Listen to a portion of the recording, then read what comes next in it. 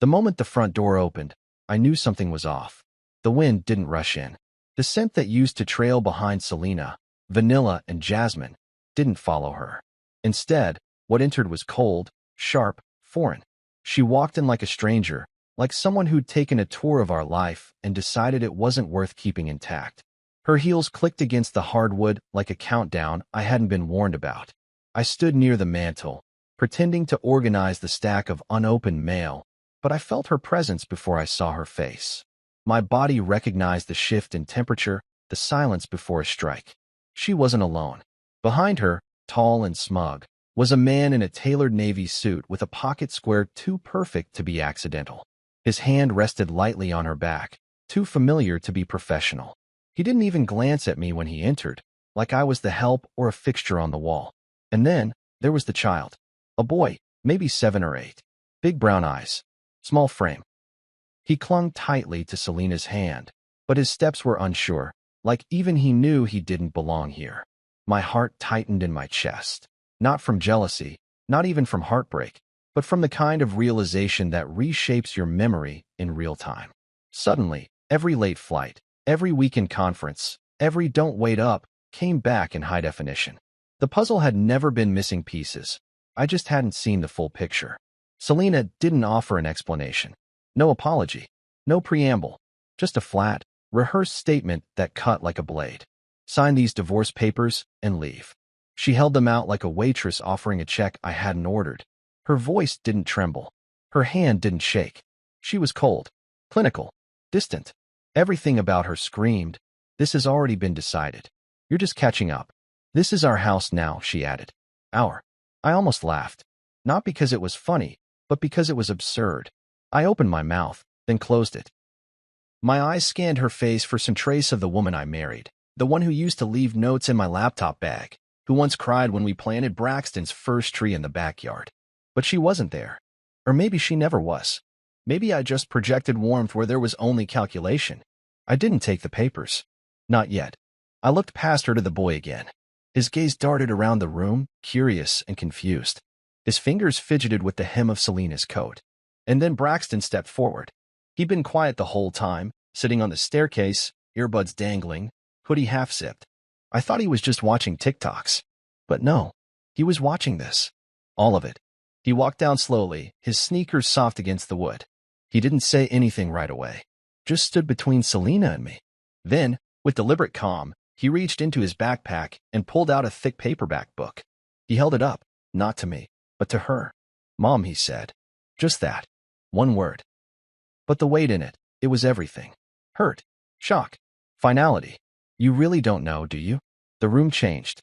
Her face shifted slightly, a flicker of confusion breaking through the porcelain facade.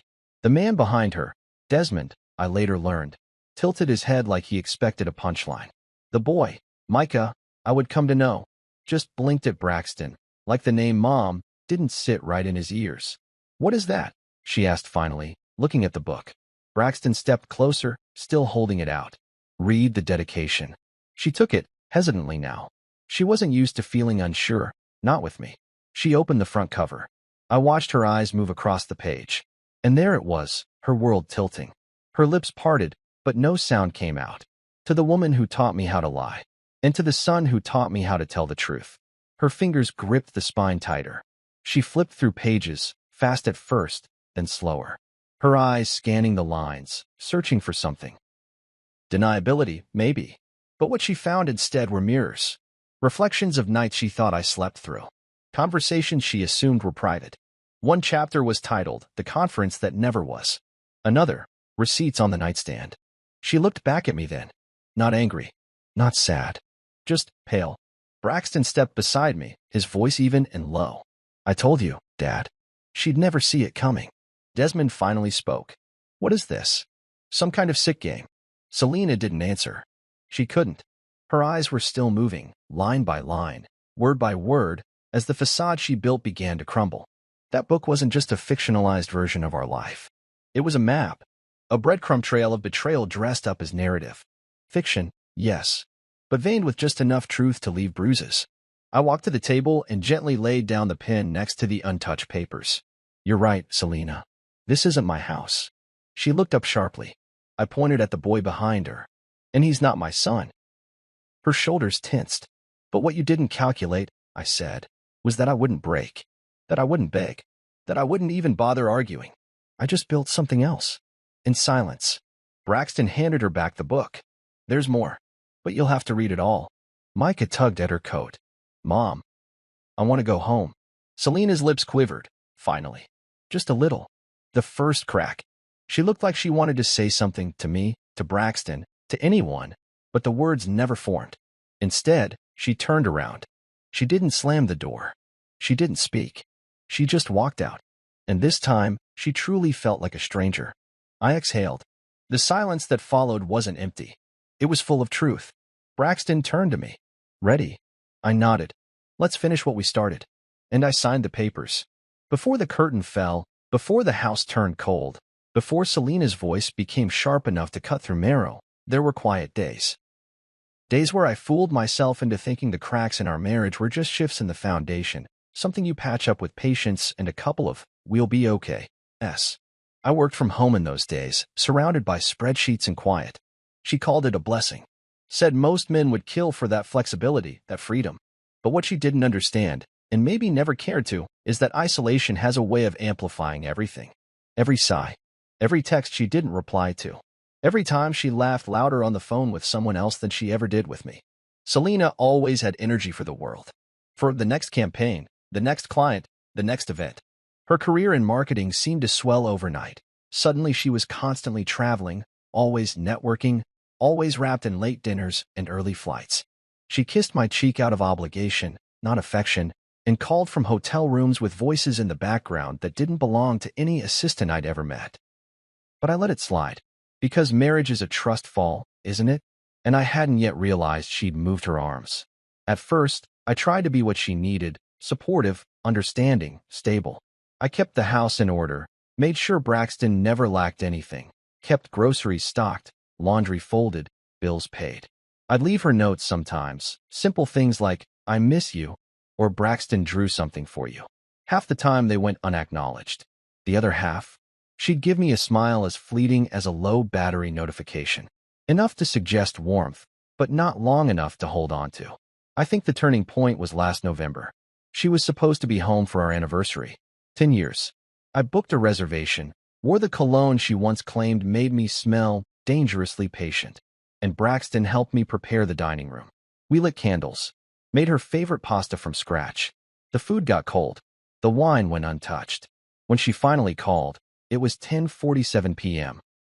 She was still with clients, her voice brittle from too much wine or too many lies. I hung up before she finished her sentence. That night, I didn't cry. I didn't scream. I pulled out an old leather-bound journal from my college days and wrote one sentence. Tonight I ate alone, and it tasted like the end. From there, the pages started filling up. One sentence became a paragraph. A paragraph became a story. Stories became structure. A fictional couple, a crumbling house, a wife who loved applause more than intimacy, a husband who learned that watching in silence could be more powerful than shouting. I didn't plan to write a book. I was just trying to make sense of the emotional debris Selena left behind every time she left the house. But each entry started stitching clarity into the chaos. I began to see her not as a partner who was overworked, but as a person actively building a life I wasn't invited to. I started to observe not just her, but everything. Her language changed. Her tone, sharper. Her wardrobe, more curated. Her schedule, less flexible. There were new perfumes I didn't buy. Chargers for phones I didn't own. Restaurant receipts that didn't match any meetings she mentioned. At first, I told myself I was being paranoid. That no marriage could thrive if one person started playing detective.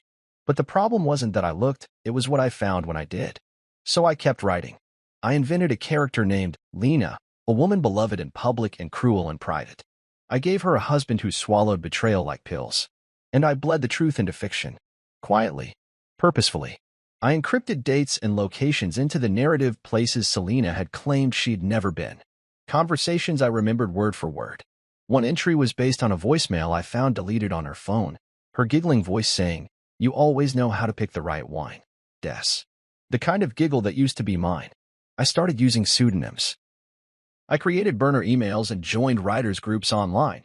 Not to share, Not yet. But to study. Structure. Tone. Pacing.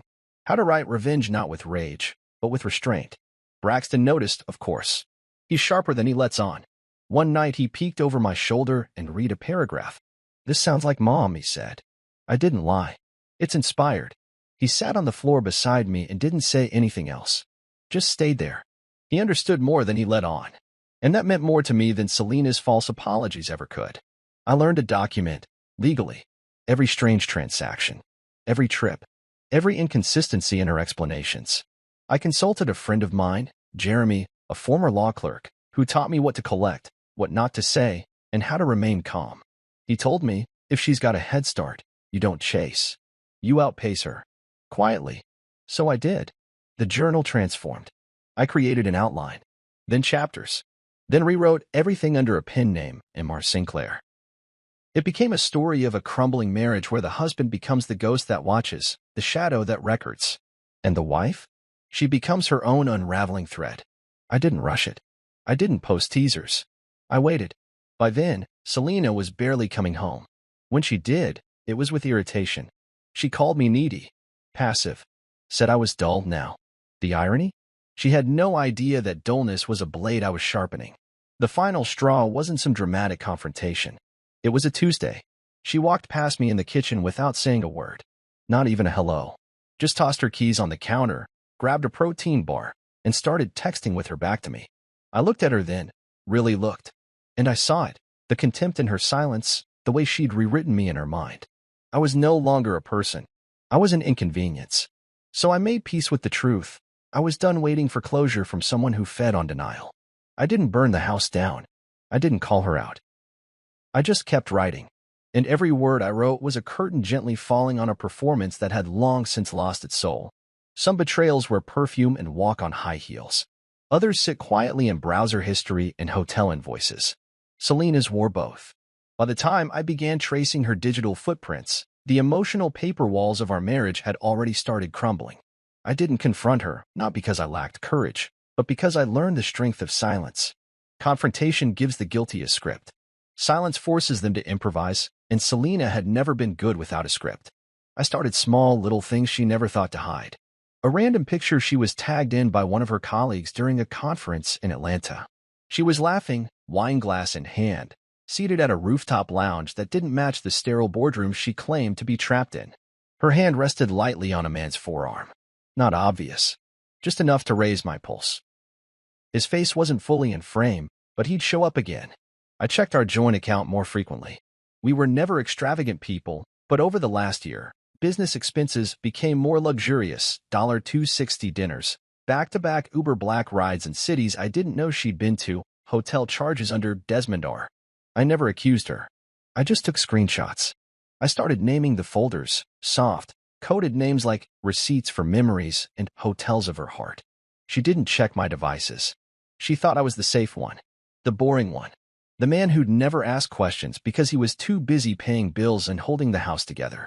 I wasn't being paranoid. I was building a case. And not just legally, but literarily.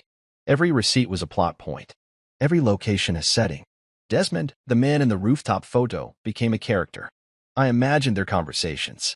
Their whispered lies. Their calculated dismissals of the man she once vowed to grow old with. I wrote them into the narrative of my novel. I gave them aliases, but the details remained unaltered. Hotel names, room numbers, the exact time she claimed to be stuck in traffic or delayed at the airport. Once, while she was on another networking retreat, I accessed her old iPad. She hadn't used it in a while, hadn't logged out of anything. I found emails, sweet ones, poetic even. "You make time feel expensive, and I love how you spend it on me," Desmond had written. She'd replied with a picture of herself in the bathroom mirror of a hotel. The same bathroom I found on the Marriott Bonvoy app linked to our account. I remember staring at the screen, my reflection faintly visible behind it in the glass of our kitchen window. I wasn't even angry, just numb, like watching someone walk into traffic after you'd warned them 10 times. I didn't tell Braxton. Not yet. He was 16, smart, thoughtful, but still my son.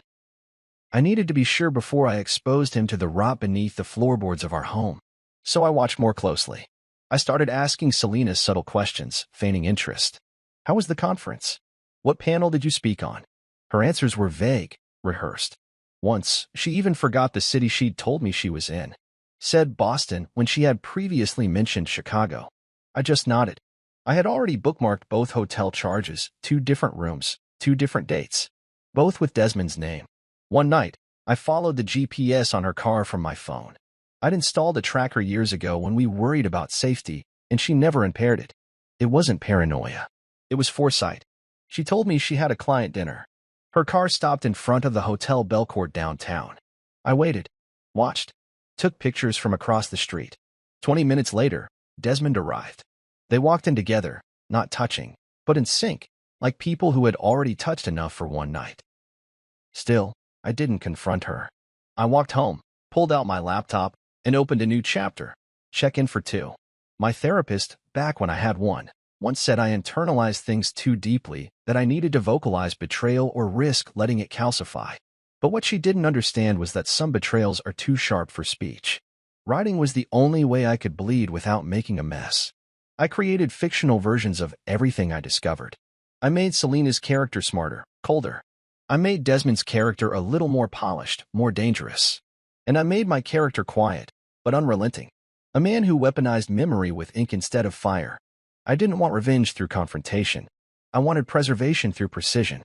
A story she couldn't escape because it wasn't yelled in a moment, it was built over months. The more I wrote, the more detailed I became. I embedded timestamps, phrases she'd used, even the brand of wine glasses in their favorite hotel suite. And always, I kept my tone even. Not bitter, just honest.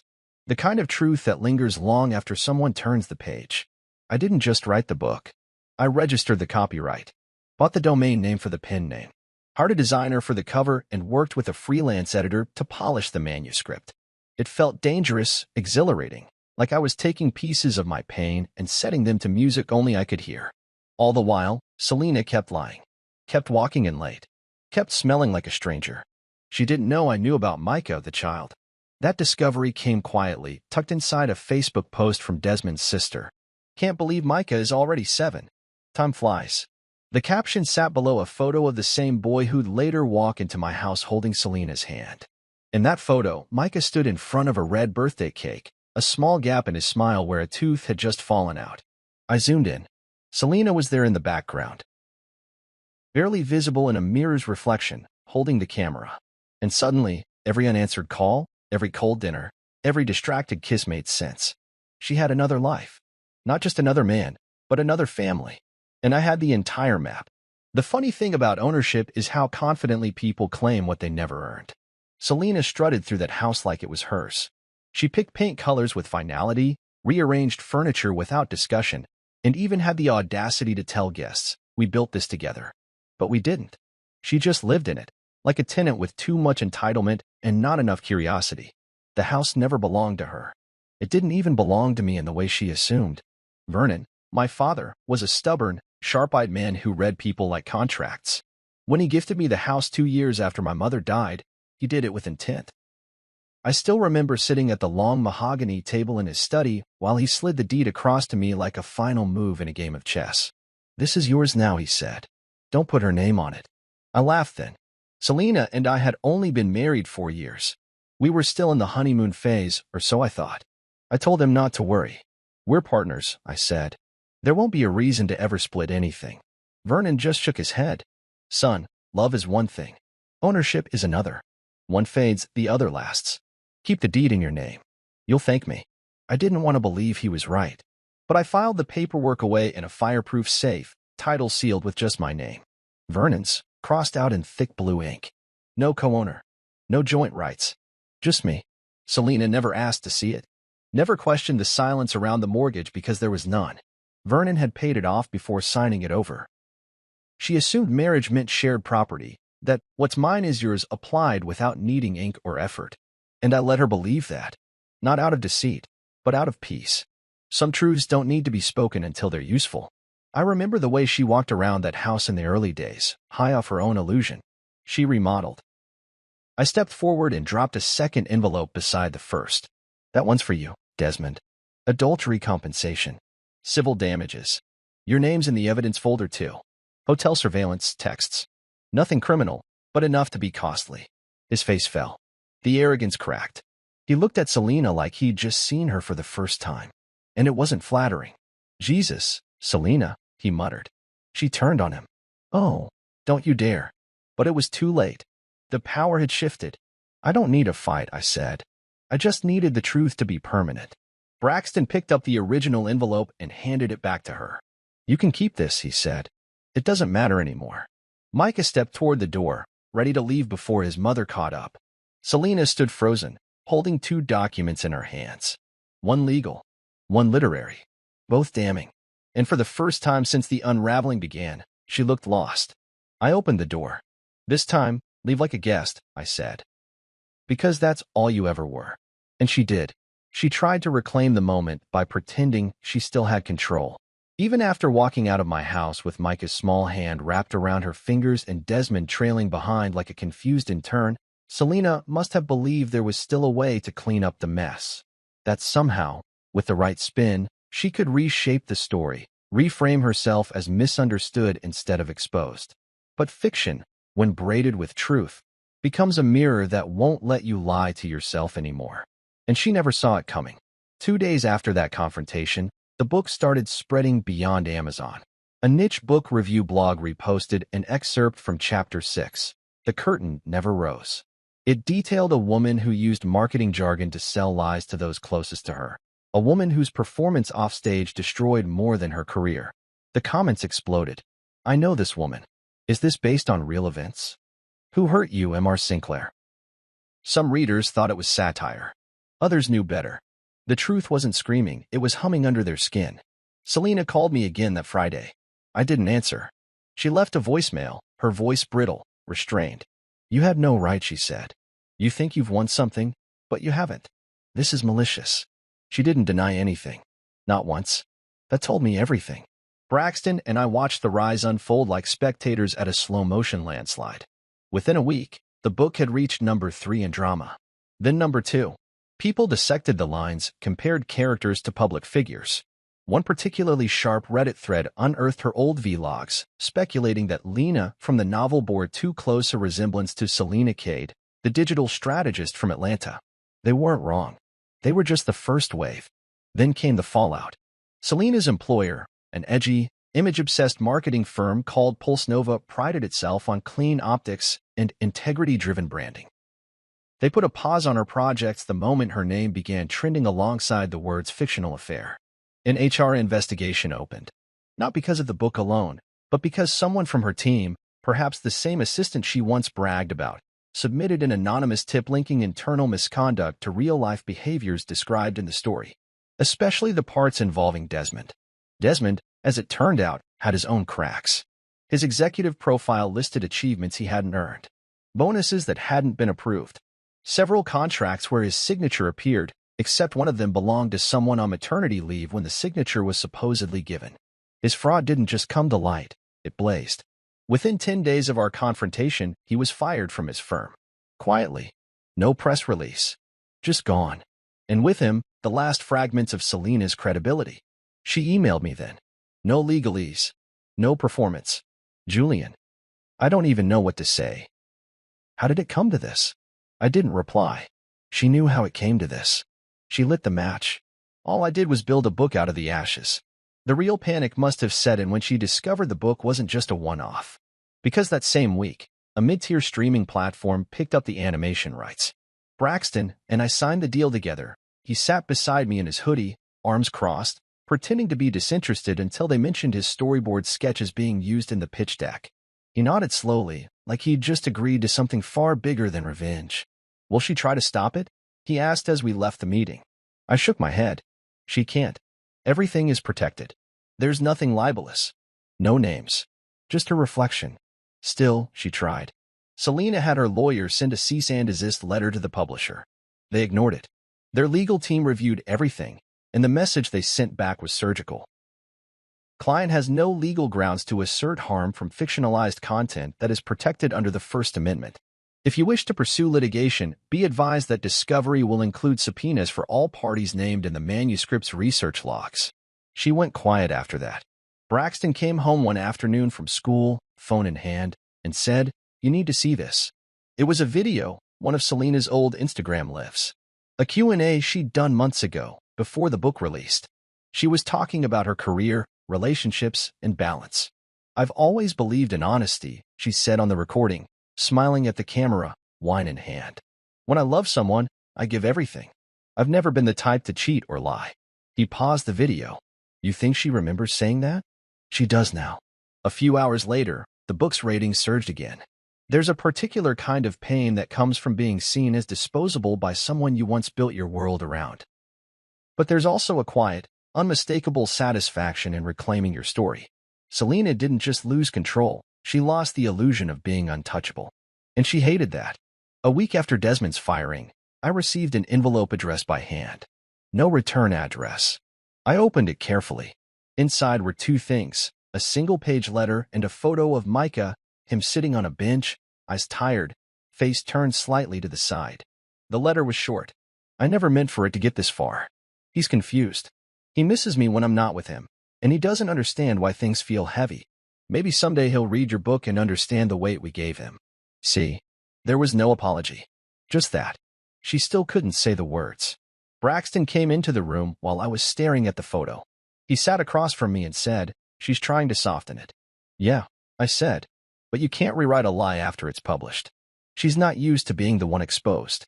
And now she is." We sat in silence for a while. Then he added something I'll never forget. "Even if she had said sorry, I don't think I'd believe it. The lie wasn't just to you. It was to me, too." He was right. Selena's greatest miscalculation wasn't her affair, or her assumptions about the law, or even underestimating me. It was thinking that Braxton wouldn't see, that he wouldn't feel it, that he'd just forget. But children don't forget when the people they trust choose silence over truth. And Selena had written herself into the kind of story she could never unwrite.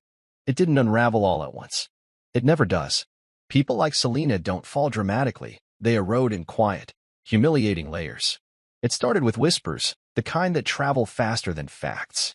Coworkers stopped copying her on emails. Clients requested different account leads. Her calendar, once packed with networking lunches and pitch meetings, grew hollow.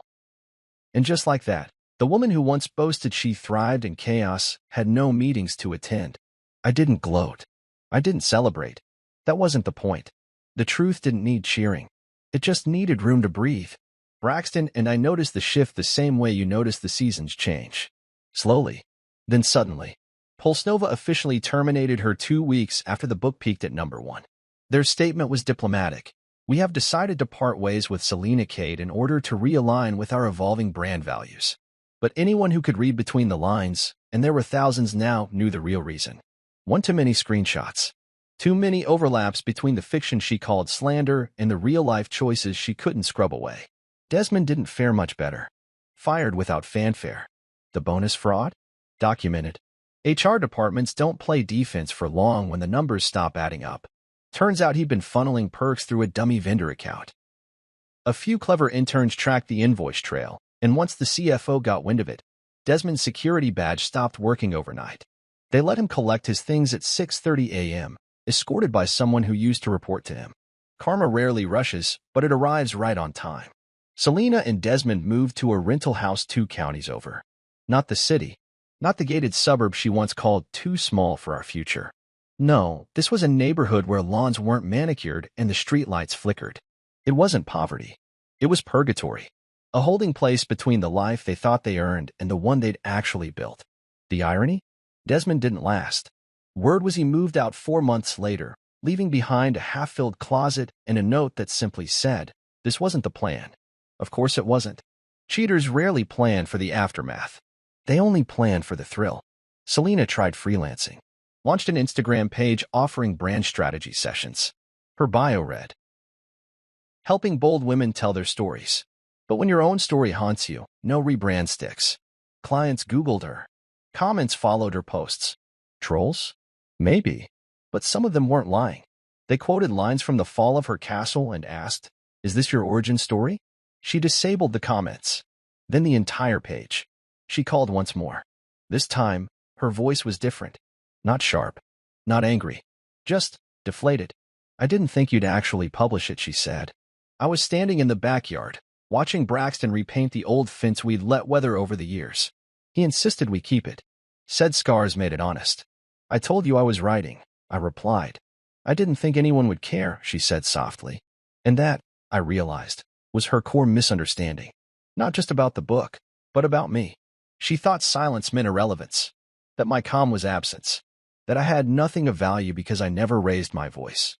But I had built something, not just the home, not just the manuscript, but a voice, a name, a legacy. People cared, not because I made her a villain, but because I didn't.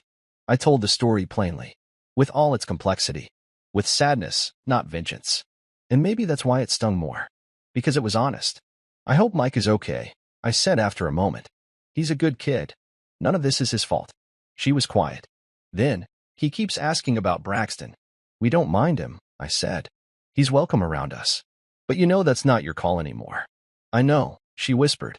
I'm sorry. I waited, not because I didn't believe her, but because I needed to see if she'd let the silence settle. Let the truth hang there without running from it. She did. I don't expect forgiveness, she added. I just wanted you to know I remember what we were. Before. That part hurt more than I wanted to admit. Because I remembered too. We could have survived the mistakes, I said. It was the lies that killed it. She exhaled. A slow, broken sound. Then she hung up. No goodbye. I haven't heard from her since. Braxton and I settled into something new after that. Not a victory. Just peace. The kind that lingers in early mornings when the house feels still and earned. We planted a small tree in the backyard, something he picked out at the nursery on a random Saturday. A Japanese maple. He named it Chapter 11. Why 11? I asked. Because it's the chapter we get to write now, he said with a shrug. The ones without her. It was his quiet way of closing the book. School became his focus. He poured himself into architecture drafts, college essays, building models late into the night. I'd peek into his room sometimes and see his sketches taped to the walls, scenes of places that didn't exist yet, but would. That's how I knew he was healing. He wasn't stuck telling the past. He was designing a future. One evening, I watched him help Micah build a science project in the dining room. Something with LED lights and a cardboard volcano. Selena had dropped him off briefly, without stepping inside. She didn't look like the woman I'd married. She looked smaller. Not physically. Just quieter. As the two boys worked, I saw something shift. The past didn't own us anymore. It was a chapter we had read thoroughly and shelved. The house didn't echo with her anymore. It carried Braxton's laughter, Micah's questions, my footsteps without fear of interruption. And in that quiet, something else grew. Clarity. You don't have to destroy someone to reclaim yourself. Sometimes, you just have to stop letting them rewrite the truth. I never set out to become an author. I wasn't chasing fame or revenge or even sympathy. I just wanted to understand. Writing was how I made sense of what I couldn't say out loud. The hollow spaces, the sideways glances, the quiet unraveling of a life I thought was built to last. And yet here I was, 1 year after that first journal entry, staring at a 3-book deal sitting on my desk. My name, well, my pen name, M.R. Sinclair, etched in gold on the spine of a national bestseller. The fall of her castle had grown beyond anything I imagined. What started as late-night therapy sessions with a pen became a movement. Book clubs, forums, reader letters from strangers who'd seen themselves in the pages. The broken, the overlooked, the quiet fathers who stayed when it would have been easier to run. They found something in my story, and I found something in them. But the real story, the one that mattered most, was sitting across from me on the porch, flipping through a college course catalog with a pencil tucked behind his ear. Braxton, 16 when it started. Now 17, wiser than his age and steadier than most adults I knew. He had made it through a storm that would have swallowed lesser people. Not because he had to, but because he chose not to let it define him. You ever think you'd be famous? He asked, glancing up at me with a smirk. Hardly famous, I replied.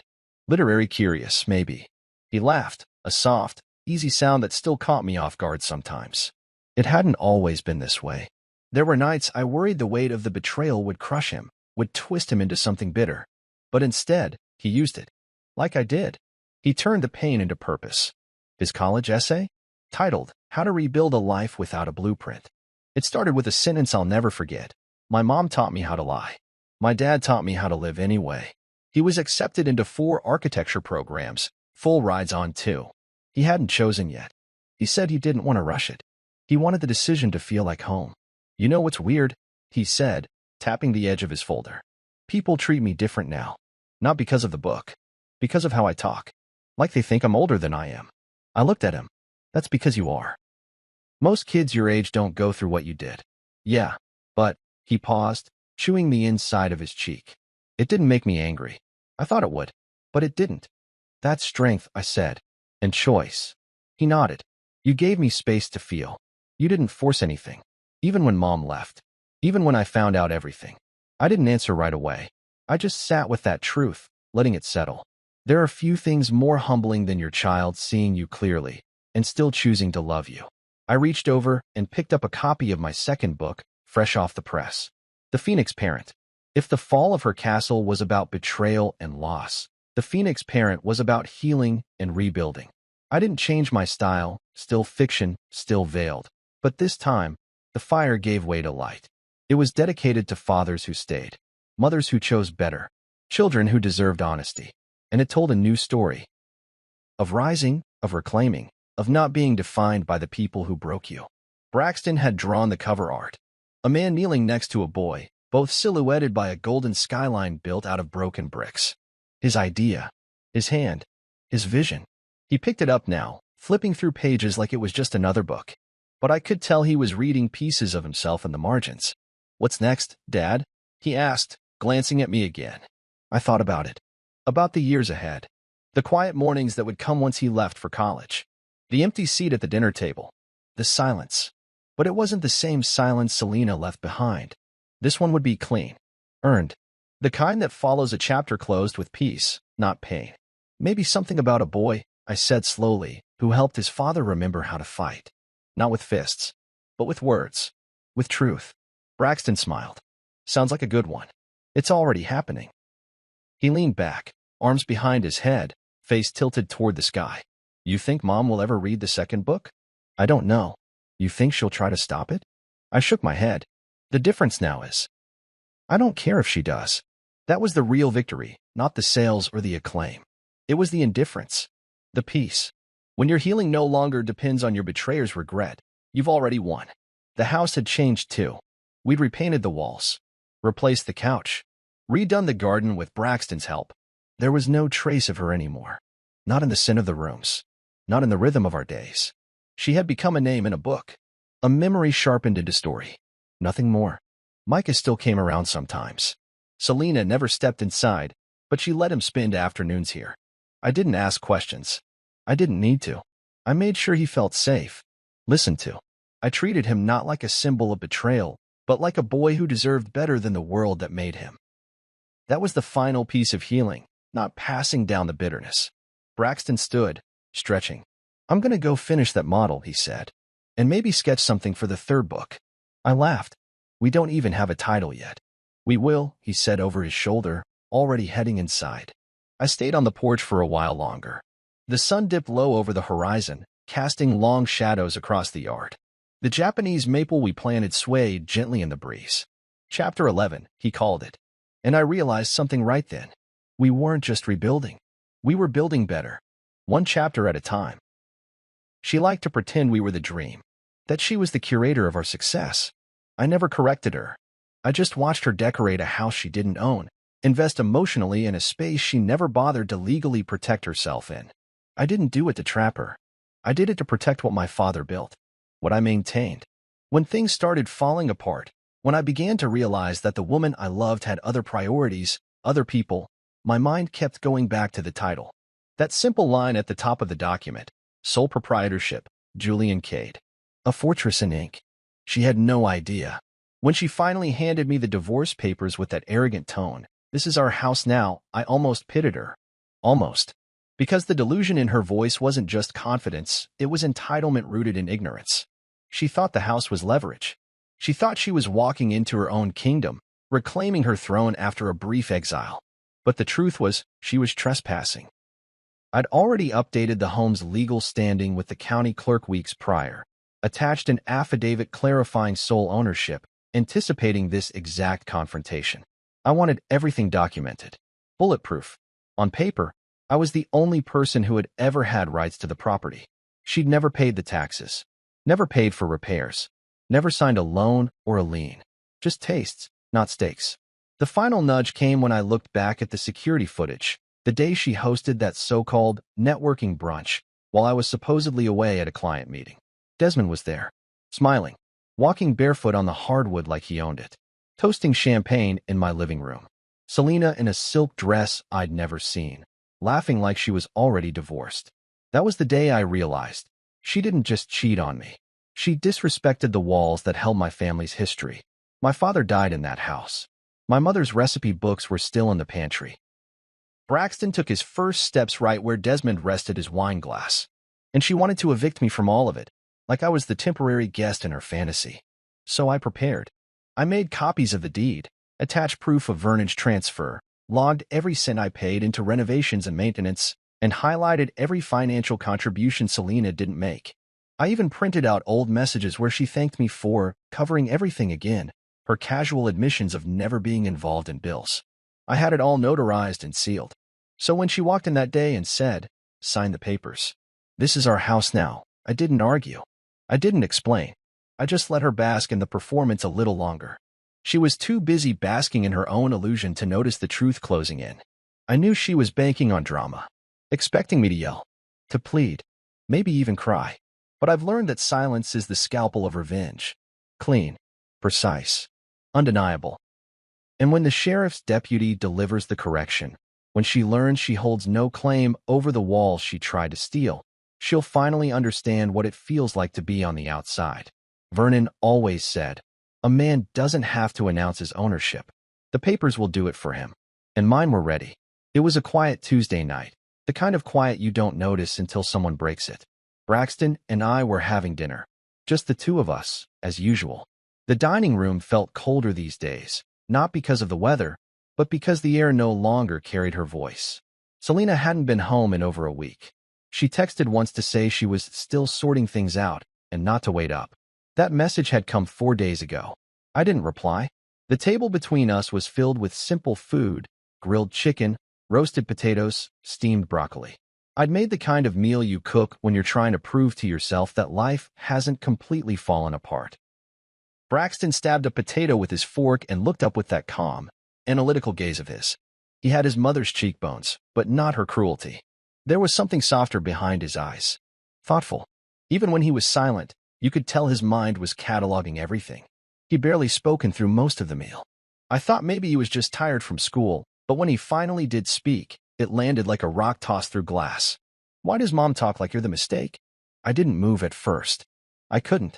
The words stunned me, not because they were cruel, but because they were so nakedly honest.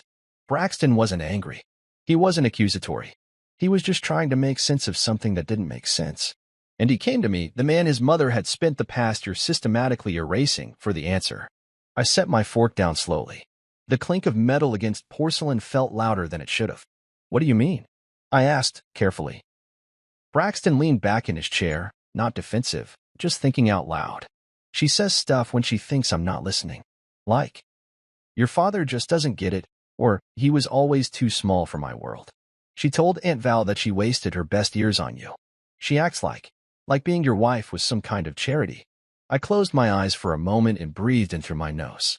I had expected many things from Selena, but hearing she'd weaponized her tongue against me in front of our son, that cut deeper than any betrayal in a hotel room ever could. She's rewriting the story, I said after a pause, trying to justify her choices to herself. It's easier to paint me as a failure than admit she walked away from something good. Braxton didn't respond right away. He just nodded slowly, then pushed his plate aside. He reached into his backpack, which he dropped near the sideboard when he got home from school, and pulled out a thick, printed stack of pages bound with a black binder clip. I found this in your drawer last week, he said, sliding it across the table to me. My throat went dry. I recognized it immediately, the fall of her castle. My manuscript. The raw, unfiltered version. I hadn't planned to let him see it until he was older, until things settled, until I could explain every page, every metaphor. But he'd already read it. His eyes said as much. You wrote about her, he said softly. But you didn't make her the villain. Not exactly. I didn't want to make it about revenge, I told him. I wanted to write the truth. Or at least my version of it. The story of a man who gave everything and watched it get thrown away. Not because he was weak, but because he believed too much. Braxton tapped the edge of the manuscript with his fingers, his brows furrowed in quiet thought. There's a scene in here. Chapter 9. Where the son calls the mother out at the dinner table and reads her emails in front of everyone. That was fiction, right? I hesitated. Some of it. But it came from a real place. A wish, maybe. He looked up then, his voice firmer. What if it didn't have to stay fiction? I stared at him. Braxton. He cut me off. She's been lying to both of us. I used to defend her, you know? When kids at school asked why she never showed up to parent-teacher night. When coaches asked where she was during games. I'd say she was working. That she cared. But she doesn't, Dad. She doesn't even pretend anymore. I watch my son, 16, tall for his age, still carrying a trace of baby fat in his cheeks, but already so clear-eyed, and felt something I hadn't in a long time, a shared mission. He wasn't just hurting. He was awake. I want to help, he said. I reached across the table and placed my hand over his. You already are. In the weeks that followed, Braxton became my co-strategist. We didn't scheme with venom. We observed with precision. He started saving screenshots of her texts, forwarding voicemails where she slipped, contradicted herself, called him by pet names that didn't sound like hers. He even found a few messages she forgot to delete on our shared iCloud, the kind where she told Desmond, he's too soft to fight back. Those messages found their way into revised chapters. Braxton helped me restructure the book. He suggested changing character names for legal safety, disguising timelines just enough to avoid defamation. But the bones of the truth stayed intact. One afternoon, I came home from a grocery run and found him in the study, looking at self-publishing platforms. He turned around, smiling. This story's going to matter to someone, he said. Maybe not now, but someday. I believed him. He started drawing 2 storyboards, character art. It was his way of coping. The pain had become creative fuel for both of us. He even sketched a mock cover. A crumbling castle in silhouette, a boy holding a lantern at the gates, and a faceless queen walking away from it all. I stared at it for a long time. That's not just a cover, I said. That's a warning. Braxton nodded. To moms like her. The house, once thick with unspoken tension, began to breathe again. Our dinners weren't quiet anymore. They were filled with brainstorming sessions, plot rewrites, laughter. Yes, laughter. The kind that makes you feel like life is still in motion, still worth molding. Selena hadn't returned yet. And when she finally would, she'd come home to a very different house. Because now it wasn't just my story. It was ours. The email from her lawyer came on a Wednesday. I was in the middle of prepping Braxton's college application checklist when the notification dinged softly on my laptop. The subject line was simple: divorce terms, client, Selena Cade. I already knew it was coming. Selena wasn't the type to leave anything messy that might get her hands dirty. She wanted the illusion of control, right down to the ink on paper. I clicked it open. No spousal support. No property division. Full custody, full of Braxton. And, in bold, client asserts Mr. Cade is emotionally unstable and unfit for continued parental responsibility. I sat back in my chair, the air in the room thinning for a moment as I read the sentences again. Not because I didn't believe she'd say those things, but because seeing them in legal form was like watching someone etch betrayal in stone. There were no disclaimers. No gray. Just a neatly formatted attempt to erase me from my own life. Unstable. Obsessive. Selena's narrative was being constructed like a brand campaign. I could see it: career woman fights to reclaim her home and protect her son from the husband who lost himself. She probably rehearsed it in front of a mirror. She always did like her stories polished. But here's the thing about branding: truth doesn't need polish. I didn't respond immediately. I forwarded the email to my own lawyer, Janelle. She was sharp, calm, and had already read early chapters of my manuscript under confidentiality. She knew the stakes, knew the truth, knew Selena's image was more costume than skin. By that afternoon, we were sitting across from each other in her office, the divorce packet open between us. Janelle sipped her tea, glasses perched on the bridge of her nose. She's going for the scorched earth approach, she said, flipping pages. She thinks this is chess, I muttered. She's mistaken. This isn't chess. This is documentation, Janelle replied, tapping the binder I'd handed her. Inside were printouts of hotel receipts, photos, emails, and all the breadcrumbs I'd been collecting for months. The next morning, we filed a response. A countersuit with attached affidavits, 3 notarized statements from friends and neighbors confirming my stability, proof of sole ownership of the house, and, most critical, evidence of infidelity. We even included a line from her own text messages where she said, "He'll never leave because he doesn't know how to live without me." Selena didn't respond directly. Of course she didn't. She delegated the reaction to her lawyer. But the silence after our filing was loud. 3 days passed without a word. Then 4. On the 5th day, Janelle called me with a smile in her voice. Her lawyer called in a panic, she said. Apparently, Selena never told him about the affair. He sounded surprised. Very surprised. I leaned back in my chair and exhaled slowly. She's losing grip. She tried to delay. Wants more time to respond. I told them we're fine with that, as long as it goes on record that you rejected her initial offer and filed with documentation. The court will take note. She thought I'd be too hurt to push back. She thought wrong. It was the first time I smiled in weeks. Not because I was vindictive, but because I was finally being seen. Not just as the man Selena wanted to cast aside, but as the man I actually was. The man who had built the home, raised the child, supported the dream she left behind. She'd gambled on the assumption that silence meant weakness, that because I hadn't fought back publicly, I was incapable of fighting at all. What she didn't know was that silence can be strategic. I hadn't said much because I was listening, watching, building. Braxton, of course, was already 10 steps ahead. He'd made a folder of every suspicious social media post she'd ever made, comments under Desmond's pictures, location overlaps, captions that only made sense in hindsight.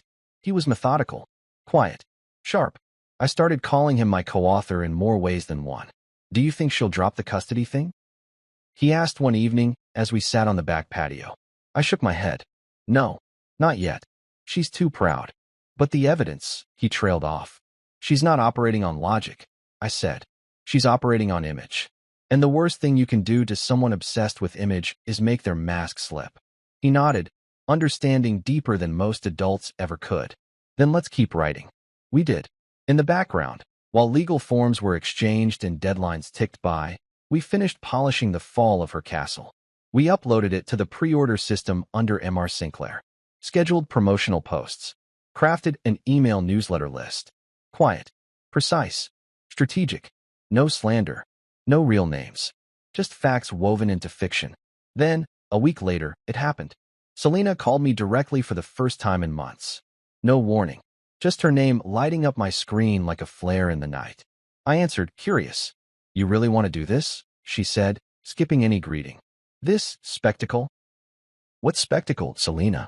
"You know what I mean," she hissed. "The book, the lawyer, the countersuit." "You started this," I replied calmly. "You made assumptions and moved pieces without asking who was still at the board." There was a pause on her end, just long enough to hear her breathing change.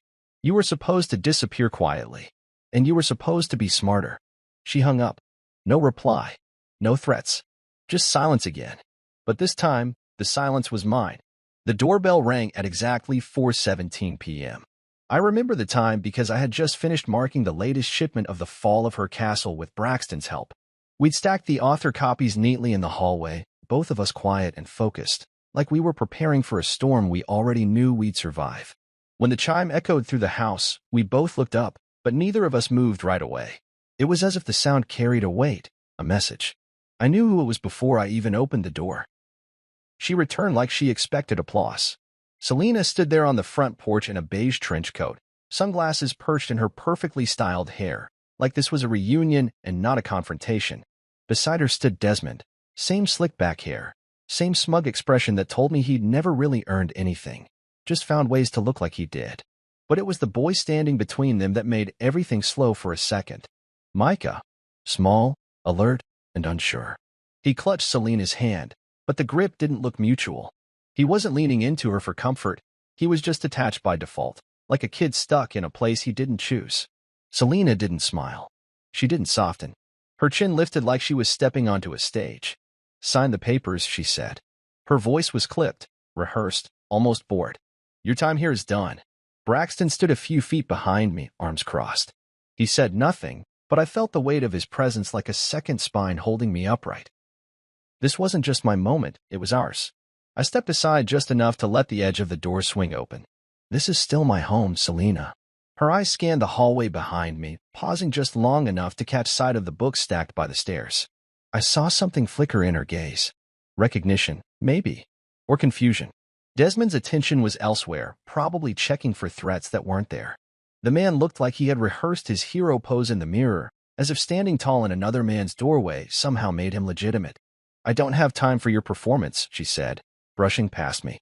She crossed the threshold like it still belonged to her, like the memories hadn't soured into something else. Desmond followed, but slower, eyes scanning the walls, the furniture, the energy in the room. Micah hesitated. For a moment, he looked up at me, then down at his feet. That kid knew something. Not everything, but enough.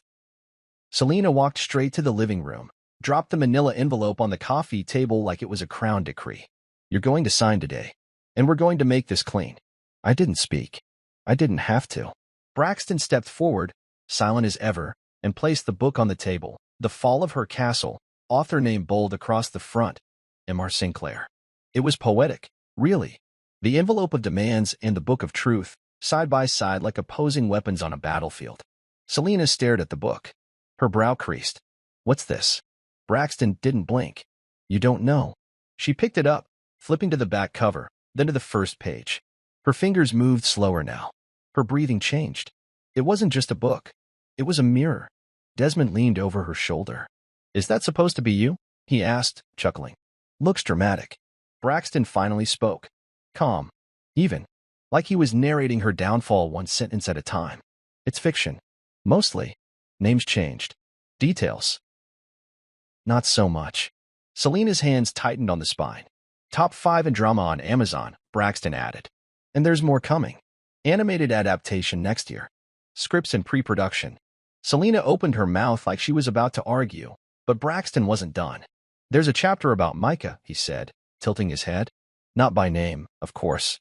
But the hotel receipts? The overlapping business trips? That voicemail you forgot to delete? It all lines up. Quietly. Elegantly. The truth wrapped in fiction so well that even the lawyers said it was compelling." She stared at him like he'd just spoken in another language. And then it hit her. She flipped to the dedication. She hadn't noticed it before, but now it stared her in the face. "To the woman who mistook silence for surrender. And the boy who reminded me to speak again." Her knees stiffened. Her jaw clenched. "You published this?" she said to me.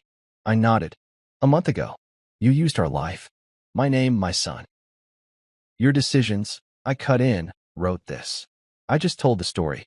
She turned to Desmond, as if expecting him to back her outrage. But he just shifted uncomfortably and took a half step away, like someone realizing too late that the ship they jumped onto was already sinking. "I can sue you," she snapped. "This is defamation." Braxton laughed under his brea.